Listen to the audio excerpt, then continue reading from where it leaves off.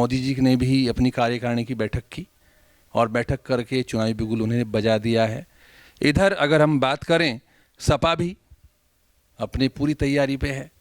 तो ऐसे में क्या लगता है, एक बहुत ही अलग सा सवाल है कि जीतना है, आगे बढ़ना है, तो वोट समीकरण क्या रहेगा इस समय जब उधर बीजेपी, उधर एसपी और कांग्रेस की जो भारत जोड़ो यात्रा है उसका भी प्रभाव देखने को मिल रहा है। राहुल गांधी जी पूरे जोर शोर के साथ, इसका इलेक्शंस पर क्या प्रभाव रहेगा और क्या वो कामयाब होंगे कि बसपा को हराकर, बसपा का रथ रोककर वो आगे बढ़ जाएंगे? देखिए, बसपा, ये जो भी राजनीतिक दल हैं वो अपने अपने तरीके से तैयारी करते हैं और वो किस तरह तैयारी कर रहे हैं उस पर मेरा टिप्पणी करने का कोई मतलब नहीं है। हर आदमी को हक है अपने अपनी तैयारी करे।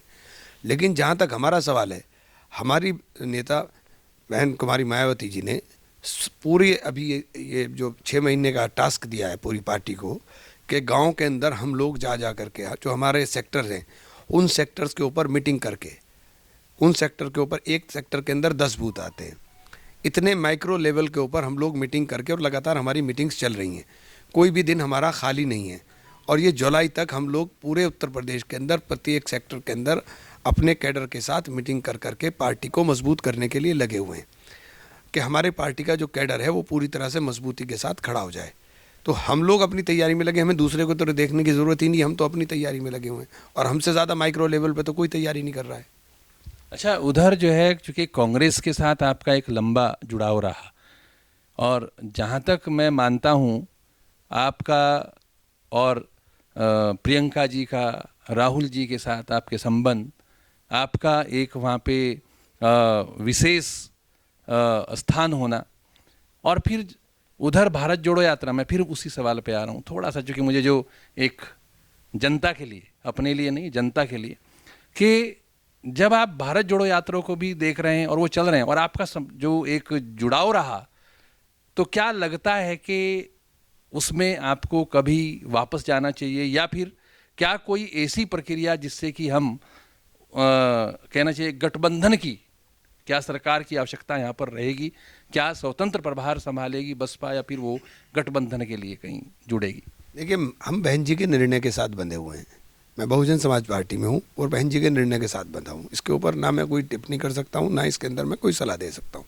ये तमाम फैसले बहन जी के हैं। बहुत ही प्रमुख सवाल आज का है हमारा जनता के लिए। जनता भी जरा इस बात को ध्यान से सुने कि सहारनपुर की जनता जो इस समय बटी हुई है, जहाँ पर जाति भी है, धर्म की राजनीति भी है, लेकिन समतामूलक समाज की जब बात करते हैं तो क्या उस समतामूलक समाज के आधार पर वोट का समीकरण क्या होगा?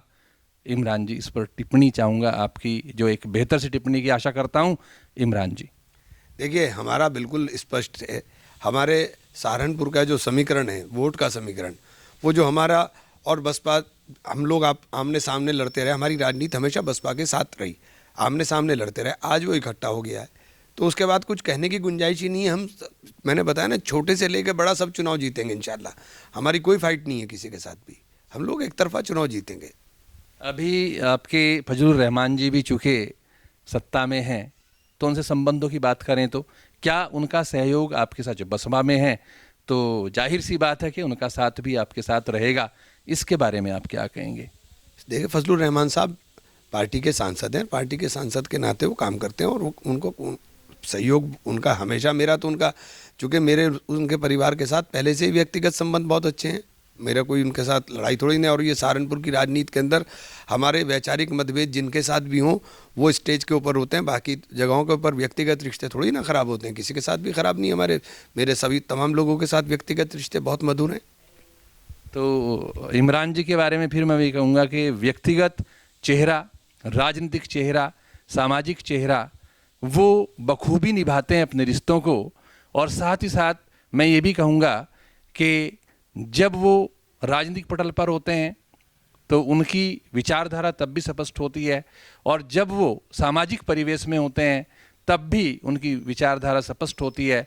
मैं कहूँ तो वो अपने आप में एक सीधे तौर पर जनता के साथ जुड़े हुए हैं, 24 घंटे 7 दिन 360 एक्सिस पर वो हमेशा जनता के साथ हैं और बेबाकी से बात की, इसके लिए इमरान जी को मैं बहुत बहुत धन्यवाद। और इसी के साथ मैं न्यूज़ 31 इंडिया की ओर से मुकेश शर्मा आपसे इजाज़त।